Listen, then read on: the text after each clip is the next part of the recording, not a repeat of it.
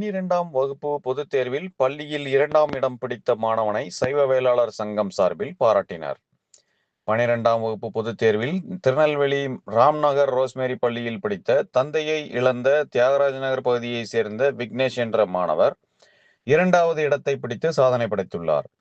மாணவர் விக்னேஷ் அவர்கள் இல்லத்திற்கு சென்று அனைத்திந்திய சைவ வேளாளர் சங்கம் மற்றும் சைவ வேளாளர் சங்க நெல்லை புறநகர் கிளை சங்கம் சார்பில் பொன்னாடை அணிவித்து பாராட்டு தெரிவிக்கப்பட்டது.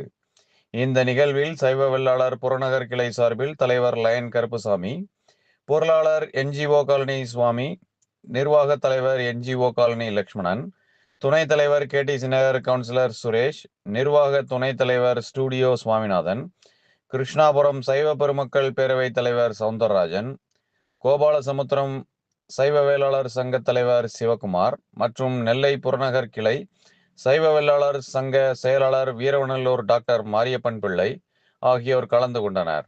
தொடர்ந்து நிர்வாக தலைவர் NGO காலனி RP லட்சுமணன் பிள்ளை அவர்கள் தன் சொந்த செலவில் மாணவனுக்கு கல்வி உதவித்தொகை வழங்கினார்.